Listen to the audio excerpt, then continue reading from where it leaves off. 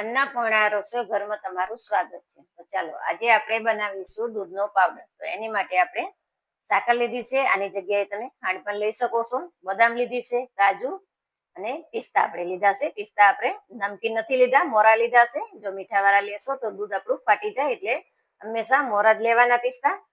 Milk powder લીધો છે આપણે, સૂંઠ, કેસર, મરી લીધા છે, આની જગ્યાએ વ્હાઈટ મરી પણ તમે લઈ શકો છો. અને આપણે આ જાયફળ લીધું છે, જાયફળ આપણે અડધાથી ઓછું લીધું છે.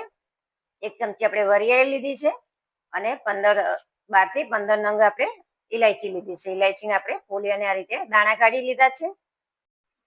ચલો હવે આપણે બધા મસાલાનો શેકી લેવાના છે થોડા, કારણ કે એમાં હવાનો ભાગ હોય, હવાનો ભાગ થોડો દૂર થઈ જાય ત્યાં સુધી આપણે બધી વસ્તુ શેકી લઈશું. તો આપણે એકદમ ધીમા તાપે શેકવાની છે આ બધી વસ્તુ. હવે આપણે આની અંદર પિસ્તા નાખીશું. સખત હલાવતું રહેવાનું અને ધીમા તાપ ઉપર આપણે શેકવાના છે આને. ચલો આ બંને વસ્તુ શેકાઈ છે. હવે આપણે આમાં કાજુ નાખી દઈશું. થોડો કલર ચેન્જ થાય ત્યાં સુધી આપણે આને શેકીશું, એટલે ક્રન્ચી સારા થઈ જાય આપણા બધા ડ્રાયફ્રૂટ. ચાલો આપણા બધી વસ્તુ સરસ ડ્રાય થઈ ગઈ છે અને ગેસ આપણે બંધ કરી લીધો છે. હવે આપણે બંધ ગેસ કર્યા પછી જ આપણે વરિયાળી નાખવાની છે. એટલે આપણે વાસણ ગરમ હોય એમાં જ આપણે વરિયાળી થઈ જશે. આપણે વાસણ નીચે લઈ લઈશું અને આ બધી વસ્તુ ઠંડી થવા દઈશું. ચાલો આપણે ડ્રાયફ્રૂટ ઠંડા થાય છે ત્યાં સુધી આપણે સાકર દળી લઈશું.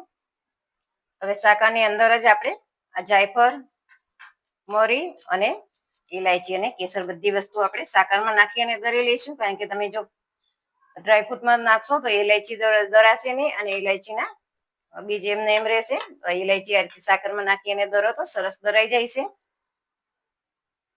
ચલો હવે આપણે સાકર દળાઈ ગઈ છે તો એની અંદર આ મિલ્ક પાવડર અને સૂંઠ આપણે નાખી દઈએ અને જે આપણે એકવાર દળી લઈએ એટલે બધી વસ્તુ સરસ મિક્સ થઈ જાય.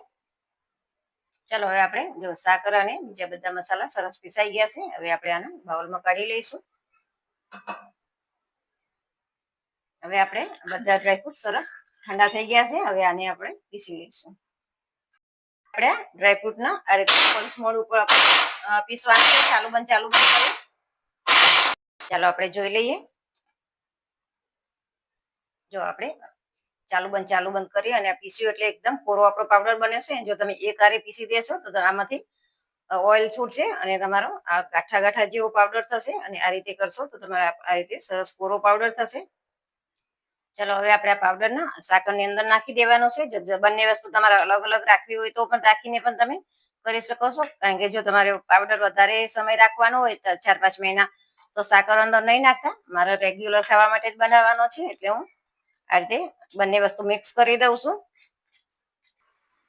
ચાલો આપણો દૂધનો મસાલો તૈયાર છે. અને એકદમ આ રીતે સ્મૂથ રાખ્યો છે. ઘણા કણી વાળો પણ રાખતા હોય છે, એ રીતે રાખવો હોય તો પણ તમે રાખી શકો છો. આની અંદર ઘણા હળદર પણ નાખતા હોય છે કલર માટે. મેં હળદર નથી નાખી, તમે નાખવી હોય તો નાખી શકો છો. આપણો મસાલો તૈયાર છે તો આપણે દૂધ બનાવી લઈશું. તો એની માટે આપણે દૂધ લઈ લીધું છે 1 ગ્લાસ ને આપણે એમાં 1 ચમચી જે બનાવેલો મસાલો છે એ નાખીશું. આ તમે ગરમ દૂધમાં પણ બનાવી શકો છો, ઠંડા દૂધમાં પણ બનાવી શકો છો. અને અંદર આપણે સાકર નાખેલી છે એટલે ગમે ત્યારે મન થાય છોકરાઓને પીવાનું, તેમની જાતે બનાવી અને પી લેશે. તો આ રીતે ઠંડા દૂધમાં પણ બહુ સરસ લાગે છે.